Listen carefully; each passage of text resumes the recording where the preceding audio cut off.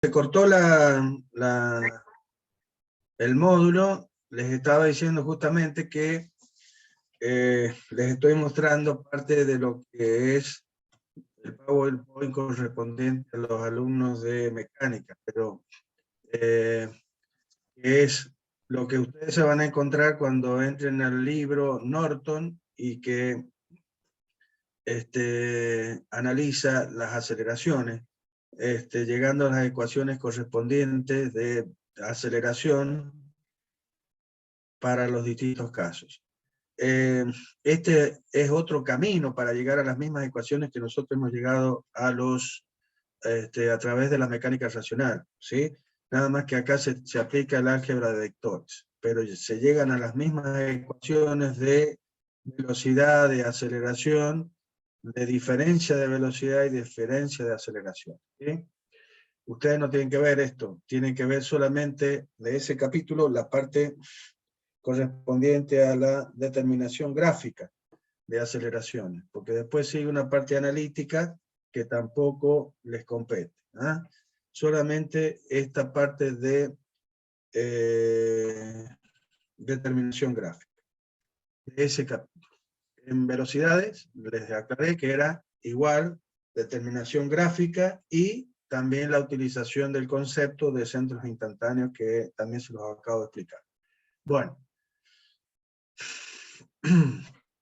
con el tema de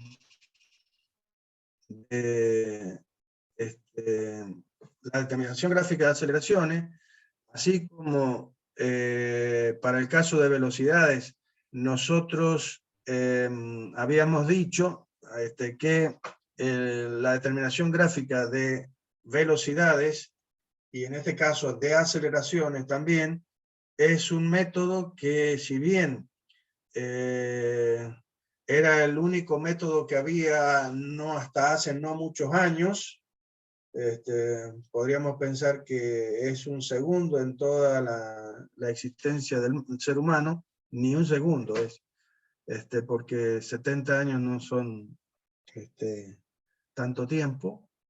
Era el método que se utilizaba, básicamente. Con las computadoras, bueno, esto se logró hacer de otra manera, ¿sí? Pero siempre el método gráfico ha sido un método de control, ¿sí? Para determinar que los valores que se obtienen a través de un programa son fehacientes o valederos, ¿no? Entonces también debemos saber trazar, así como hemos aprendido para las velocidades, tenemos que aprender para las aceleraciones para poder controlar los valores que hemos obtenido para 2 o 3 posiciones, o 4 o 5 posiciones en forma gráfica, y con esto dar certeza de los datos que se obtienen a través de los programas. Básicamente, como hemos hecho para velocidad, esto se basa en hacer trazados vectoriales. Esos trazados vectoriales se deben hacer para cada posición correspondiente del mecanismo al que deseemos, y los datos que se obtienen para esa posición no son aplicables, no nos sirven para ser utilizados en otra posición. Es decir, simplemente debemos hacer el trazado gráfico para cada posición de interés que tengamos nosotros. Así como la velocidad es un proceso de trazado de vectores, las aceleraciones también es un proceso de trazado de vectores, de diagramas vectoriales, y que en el caso de aceleraciones se va a hacer un poquito más laborioso. ¿Por qué? Porque vamos a tener que en las aceleraciones nos aparecen dos componentes. por cada vector velocidad vamos a tener dos componentes de aceleración. ¿Quiénes eran las aceleraciones esas? La aceleración normal y la aceleración tangencial, en un movimiento de rotación pura, que es el que vamos a tener. O sea, nosotros vamos a tener un movimiento de rototraslación o un movimiento complejo, pero lo vamos a analizar, acuérdense, aplicando el método del movimiento relativo, que se basa en el teorema de Chasles y que analiza al movimiento total o movimiento complejo como suma de sus movimientos simples o puros, los analiza por separado, a la traslación por un lado, a la rotación pura por el otro, ¿sí? Y después suma los efectos y obtiene el movimiento total. Entonces, vamos a tener que analizar movimientos de rotación pura y ahí vamos a tener a la aceleración tangencial, a la aceleración normal, ¿no? Y vamos a usar, por supuesto, la forma correspondiente a la ecuación de la aceleración tangencial y la aceleración normal, que nos da el módulo de tales valores, y también vamos a usar su forma vectorial. Bien, como pasa en velocidad, para poder determinar las aceleraciones de un mecanismo, vamos a tener que superar etapas previas. Como ya sabemos, en el caso de velocidad teníamos que saber las longitudes o sea, saber toda la geometría del mecanismo, tanto de las longitudes de los eslabones como las posiciones, los valores de los ángulos de cada uno de los eslabones en la posición dada. Debemos conocer toda la geometría. Y desde el punto de vista de la cinemática, y debíamos conocer la velocidad angular de al menos uno de los eslabones. ¿Por qué? Porque el mecanismo que estábamos analizando era de un grado de libertad. Aquí, para la aceleración, además, desde el punto de vista cinemático, o sea, además de conocer toda la geometría, ¿sí? Como siempre, o sea, vamos a conocer todo lo referido a la geometría del eslabón, todo, ¿sí? Y desde el punto de vista cinemático deberé conocer velocidades y aceleraciones correspondientes a tantos eslabones como grado de libertad tenga el mecanismo. En este caso, como vamos a analizar mecanismos de un grado de libertad, deberemos conocer todos los datos correspondientes a un eslabón, ¿sí? Entonces, si nosotros tenemos un cuadrilátero doblado como el que tenemos ahí, que es un mecanismo en el cual vamos a tener como dato, como dije, la velocidad angular y la aceleración angular de un eslabón, que será el eslabón de entrada, que normalmente es el eslabón manivela, por donde vamos a ingresar el movimiento. Y tenemos planteado de esta manera el problema. Un cuadrilátero articulado cualquiera, ¿sí? Con su bastidor, su manivela, su acoplador y su balancín de salida, en donde será necesario determinar las aceleraciones angulares de la barra 3 y de la barra 4. Y las aceleraciones lineales de los puntos de articulación móviles, el punto A y el punto B. También podríamos conocer la aceleración de otro punto cualquiera del eslabón 3, que es el C. Bien, como lo vamos a hacer en forma escalar, en forma vectorial, perdón, y con un trazado vectorial, vamos a hacer, como en el caso de velocidades, la elección de una escala para poder hacer los trazados de los vectores.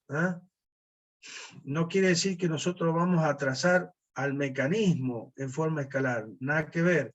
el trazado a escala es solamente la de los vectores, básicamente. Bien, como ya sabemos,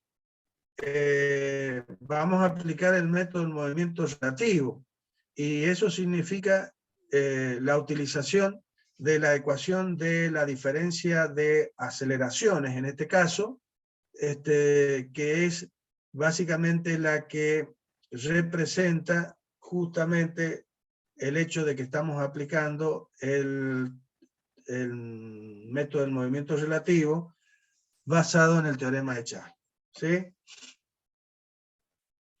En el que dice que la aceleración de un punto, ¿sí?, en rototraslación, la puedo descomponer en una parte que es la componente de traslación pura y en otra parte que es la componente de rotación pura. ¿Sí? Esta es la ecuación archiconocida, pero en este caso de aceleración, que vamos a aplicar. En este caso, para el eslabón de entrada. Entonces, primeramente, ¿qué vamos a hacer? Y vamos a ingresar, como hemos dicho siempre, por el eslabón del cual conocemos todos sus... termino este pedacito y lo dejo. Son las 10 de la mañana. Déjenme terminar un poquitito aquí y los dejo en libertad. Y les vuelvo a pedir disculpas por todos los problemas que hemos tenido esta mañana con el tema del internet. No sé qué ha pasado. Menos mal que ha sido hoy día nomás. Entonces, hacemos uso de dos sistemas. Uno que es el absoluto, que va a estar fijado ¿en dónde? En la parte fija de nuestro mecanismo o sistema mecánico, cuadrilátero, en este caso. Entonces, el sistema absoluto va a estar adherido a la parte fija, que son representadas en este caso por los pivotes fijos O2 y O4. Bien, y en coincidencia, aunque en este caso no nos interesa demasiado, pero al eje X en coincidencia con los dos centros de rotación de este cuadrilátero articulado. Si lo analizáramos analíticamente, esto sí sería interesante. El hecho de que yo elija al eslabón, al eje X coincidente con el eslabón bastidor. Bueno, pero para nuestro trazado gráfico eso no tiene mucha importancia. De cualquier manera lo elegimos de esta manera, ¿sí? Y el otro sistema es el sistema auxiliar, relativo, móvil, local, que lo vamos a colocar en un punto del cual yo conozca algo del eslabón que voy a analizar. Como el eslabón que voy a analizar es justamente el eslabón de entrada, el 2, ¿sí?, que es un eslabón que en este caso tiene simple rotación, es decir, es un eslabón que está articulado al bastidor a través del pivote fijo O2, y por lo tanto su único de rotación. Pero de cualquier manera nosotros vamos a aplicar la ecuación correspondiente de la diferencia de aceleraciones para determinar la aceleración del punto A, que es el punto de articulación del eslabón 2 con el eslabón 3. Y que es base para después seguir el estudio. Yo necesito saber qué aceleración tiene el punto A, porque después me va a servir como punto de referencia para seguir estudiando el mecanismo. Entonces, para poder aplicar esta ecuación de la diferencia de aceleraciones, entonces voy a tener que elegir un punto, se lo tengo que aplicar al eslabón 2. Entonces tengo que elegir un punto donde colocar el sistema auxiliar. ¿Dónde lo vamos a colocar? Y lo vamos a colocar en un punto del eslabón 2 del cual conozca algo. ¿Cuál es ese punto? Y justamente el punto de articulación. Porque ese punto que le pertenece al eslabón 2, pero también le pertenece al bastidor, por pertenecerle al bastidor, tiene velocidad 0. Por lo tanto, yo sé que ese punto tiene un valor de velocidad que es 0. Entonces, ahí, en coincidencia con el sistema absoluto, voy a poner al sistema relativo, ¿sí? Al sistema relativo. Y voy a poder plantear la ecuación primera que tenemos acá y decir que la aceleración del punto A es la aceleración que tiene el origen del sistema auxiliar colocado en el punto 2, más la aceleración relativa, o sea, la aceleración de traslación pura que tendría el sistema auxiliar, ¿sí?, colocado en el punto O2, más la aceleración relativa debida a rotación pura que tiene el punto A respecto del punto O2, ¿sí?, que estaría dada por este término de acá. Como sabemos, la aceleración relativa debida a traslación pura del sistema auxiliar va a ser cero. ¿Por qué? Y porque lo hemos puesto en un punto que tiene velocidad cero. Por lo tanto, este término desaparecerá de esta ecuación, como lo vemos, y nos va a quedar solamente la parte correspondiente a la rotación pura que me va a dar la aceleración de A respecto de O2. Por lo tanto, la aceleración relativa debida a rotación se va a transformar directamente en la aceleración absoluta del punto A. ¿Y por qué? Porque está referido a un punto que le pertenece al bastidor. ¿Ah? Porque los sistemas auxiliar y absoluto están coincidiendo en el mismo punto. ¿Y qué componentes voy a tener en ese caso? Y voy a tener dos componentes. ¿Por qué? Porque la aceleración debida a rotación tiene la componente normal, ¿sí?, y tangencial. La normal está definida vectorialmente por este término. Y este término así lo tienen que escribir en el parcial, por favor. Seamos ordenados, porque el ser ordenado nos lleva a éxitos. ¿Ah? Entonces, la aceleración normal, acuérdense que se escribe como el doble producto vectorial de la velocidad angular, escrita en relación con el eslabón correspondiente. Por eso tenemos A o 2, que sería los extremos del eslabón 2, A o 2, por omega o 2, por el radio correspondiente a este eslabón, que es el mismo eslabón, y que es la distancia entre el punto A y el punto O2. Es decir, el radio sería el vector que nace en O2 y termina en A. ¿Sí? Es decir, relativamente la distancia entre el punto A y el punto O2. Y esto lo tienen que escribir así, porque si ustedes me pusieran O2A, quiere decir que ustedes pusieron el sistema auxiliar en A y ven a O2 desde A. Entonces hay que tener cuidado cuando definen al vector posición, porque eso me dice a mí a dónde pusieron el sistema auxiliar, si en A o en O2. En el caso de los omega, es indistinto poner AO2 o O2A. ¿Por qué? Y porque en este caso los subíndices solo dan la pertenencia de la velocidad angular con la barra en cuestión. Pero el radio sí es importante escribirlo de la manera, los subíndices, de tal manera que indican dónde nace el vector, que es en O2, y dónde termina, que es en A. Eso está diciendo que el sistema auxiliar lo pusieron en O2. Si lo escriben al revés, me va a significar otra cosa, y eso es un error. Lo mismo con alfa, con la aceleración tangencial, que va a depender de la aceleración angular, de AO2 o de O2A, como la quieran escribir, por el radio, donde sí, aquí van a tener que tener cuidado, como acabo de decir anteriormente. Bueno, esta sería la ecuación planteada para mi primer eslabón.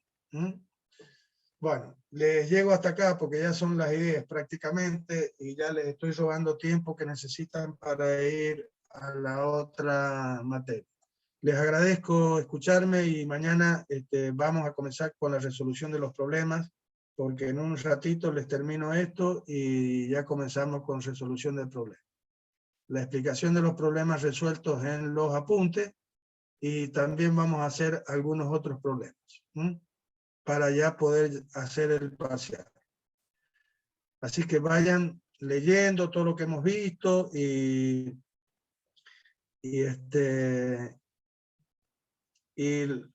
presten mucha atención a la resolución de los problemas.